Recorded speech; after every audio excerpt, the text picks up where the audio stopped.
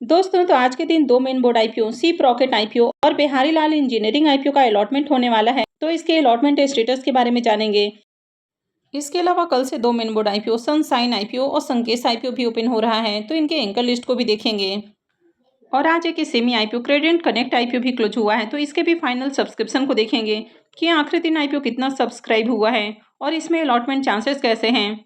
तो चलिए वीडियो को शुरू करते हैं। पहले बात करते हैं मिल्की मिस्ट आईपीओ के बारे में। तो थोड़ी देर पहले इसका प्रीमियम जहां 16 रुपये के ऊपर ट्रेड कर रहा था, अभी 18 रुपये के ऊपर देखने को मिल रहा है। आईपीओ में 107 शेयर्स का लॉट है, तो एक लॉट से 1926 रुपये करीब प्रॉफिट की उम्मीद है। प्रीमियम इसका 11.5% के अराउंड ट्रेड कर रहा है।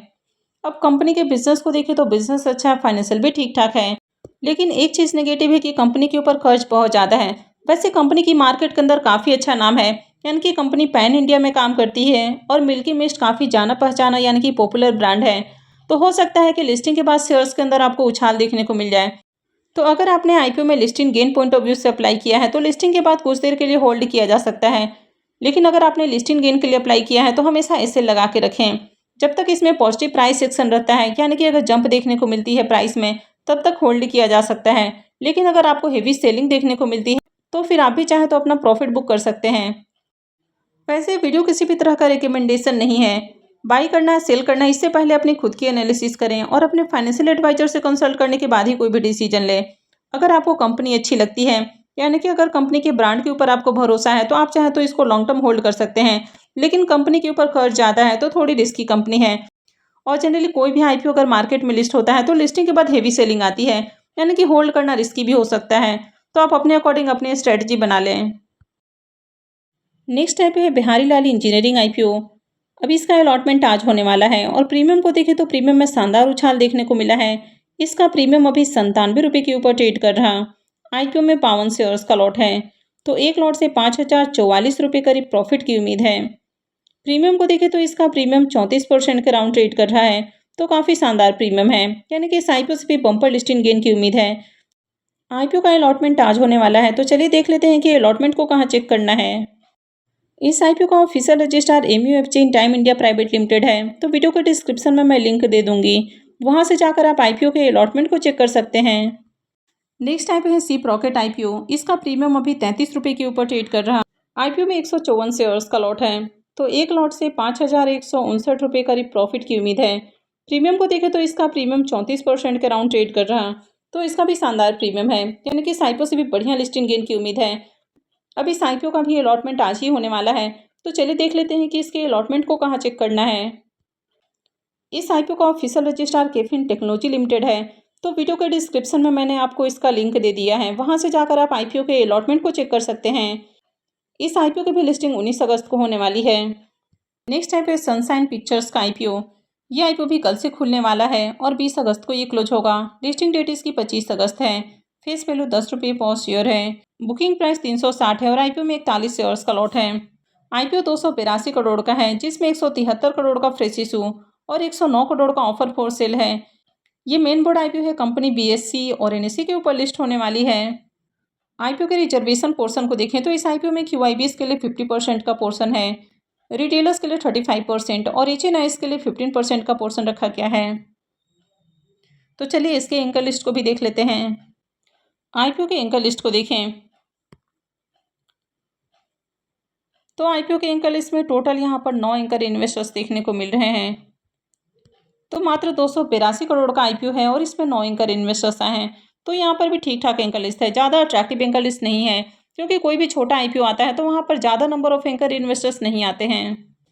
अब इसके प्रीमियम को देखें तो इसका प्रीमियम थोड़ी देर पहले जहाँ 62 रुपये के ऊपर ट्रेड कर रहा था, अभी ये 65 रुपये के ऊपर देखने को मिल रहा है, तो प्रीमियम के अंदर शानदार उछाल देखने को मिल रहा है।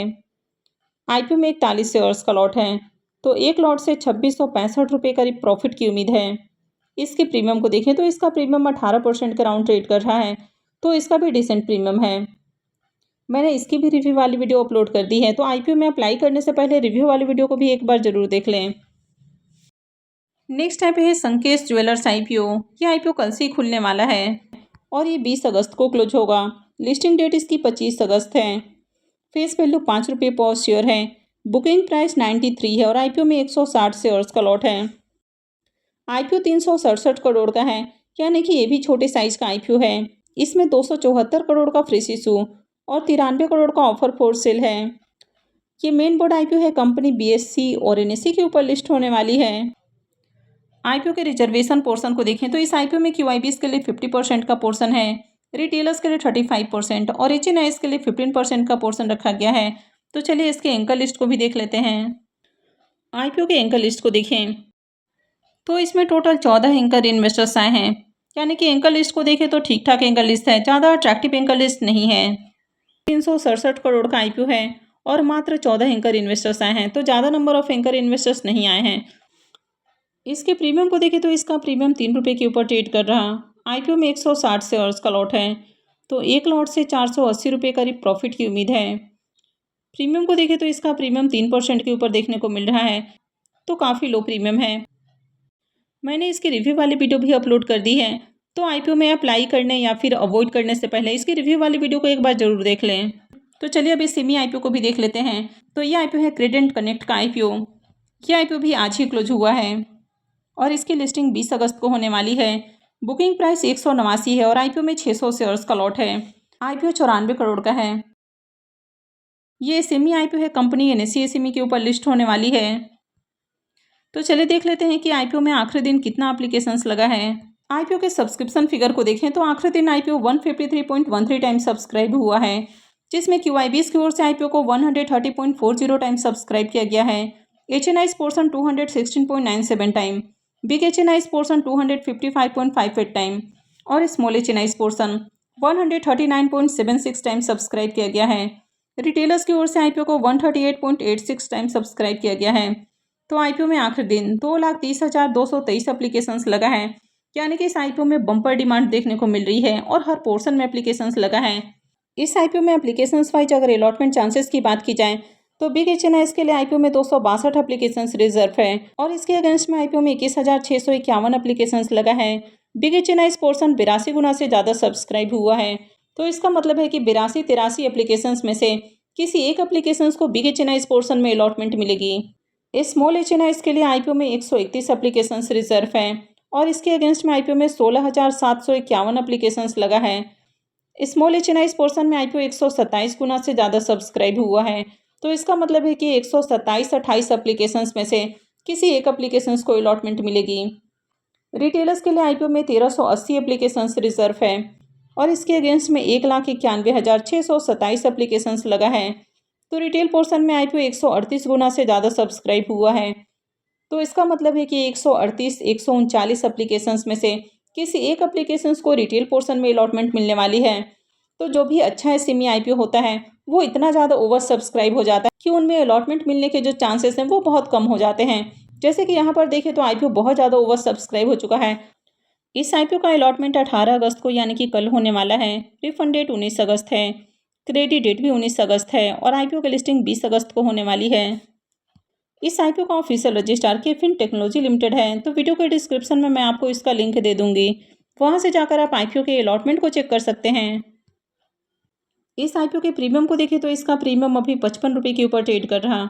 आईपीओ में 600 शेयर्स का लॉट है, तो 2 लॉट के ऊपर इस आईपीओ से करीब 66,000 रुपये प्रॉफिट की उम्मीद है।